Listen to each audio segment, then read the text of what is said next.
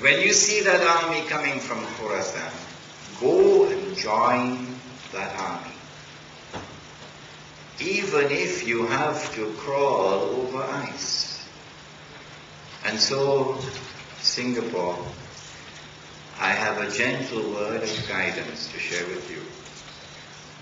And I'm entitled to do that because I'm in the status of a teacher, teaching Islam around the world, not just Singapore. This is my word of guidance.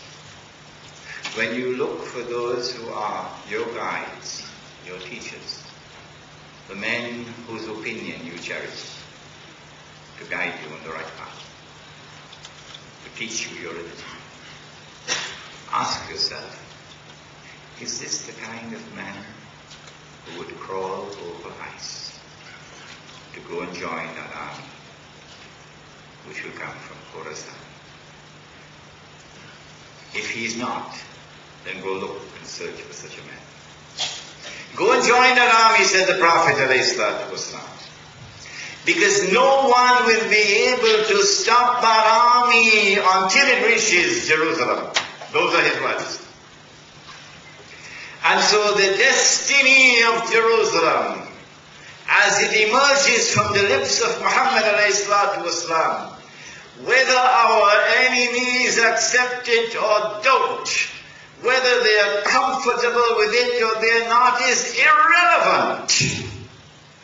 Our leader has said, and we believe that he has spoken the truth, that it is the destiny of Jerusalem, that an Islamic army, an armed Islamic resistance will liberate the Holy Land. There is no peace talks which will resolve the problem when Muhammad ﷺ has spoken. That jihad is already in progress. You don't need anyone to declare jihad. The jihad is already in progress. And what is more, no one can stop it. If you do not have in your heart the longing and desire to participate in that jihad in whatever way you can, then there's a big question mark concerning your faith. When that army comes from Jerusalem, from Khorasan, then the Prophet spoke, and this is the last hadith I'm going to be quoting, or maybe the second to last. He said, now, this hadith is in Sahih Bukhari. It is also in Sahih Muslim. It is therefore muttafaqun alayh. It is the strongest, most authentic possible statement of Muhammad alayhi salatu wasalam. These are his words. Do not say that they are mine. They are his words. He said, لَتُقَاتِلُنَّ الْيَهُودِ. You will most surely fight the Jews. That's already happened. وَلَتَقْتُلُنَّهُمْ. And you will most certainly kill them, meaning you will be victorious. حَتَّى يَقُولُ الْحَجَرُ. At that time, the stones will speak. Ya Muslim, O Muslim, هذا يهودي ورائي. There's a Jew hiding behind me. فَتَعَالَى فَقْتُلْ. So come and kill him. This will result in the liberation of the Holy Land and the destruction of the state of Israel.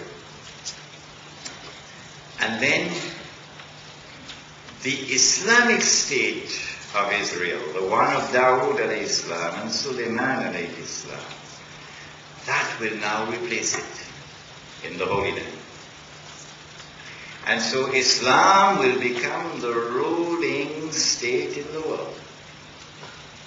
And the true Messiah will now rule the world from Jerusalem, with a rule which will be eternal, meaning there is nothing to replace it. This is the end of history. the Imam al-Mahdi will live for only 7 years, but then he'll die. Said the Prophet Muhammad. I don't have this information, I'm giving you what the Prophet said. But Isa alayhi salam will live for 40 years. The Prophet said that Jesus alayhi salam will get married. The Pope doesn't know that. I hope he'll marry a Palestinian girl. Yes. And he will have children. Yes. And then he will die. Yes. So don't worship him, because he's going to die. Worship the God who never dies.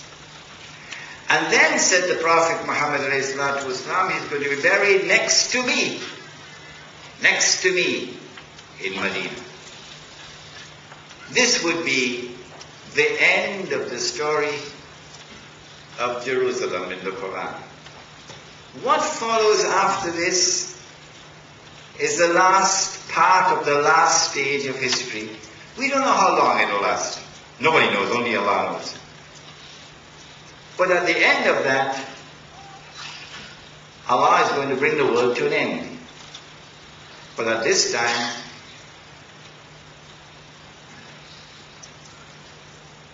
make up your mind for this hadith now. Prepare yourself for it. There will be such a collapse of morals, sexual morals in the world, and you can see it coming now. That people will be committing sexual intercourse in public like donkeys. And the best man of that age will be one who would pass by and see two people having sex in public, and he would say to the man, "Can't you at least take her behind the wall?" That is the tomorrow that is coming. And then Allah will bring the world to an end. And then will come the day of judgment, when we stand before Allah. And then all that is spoken in the Koran, and which we have quoted in this book, all of these things will now be seen with the eyes which can no longer be denied. This has been Jerusalem in the Quran, and I've taken exactly 2 hours. Before I end, let me commend that you read this book, because the entire lecture is in here. I could not give you the whole lecture. And one final word, my teacher who trained me, Maulana Fadlur Rahman Ansari, was also trained by Maulana Abdul Alim Siddiqui, rahimahullah.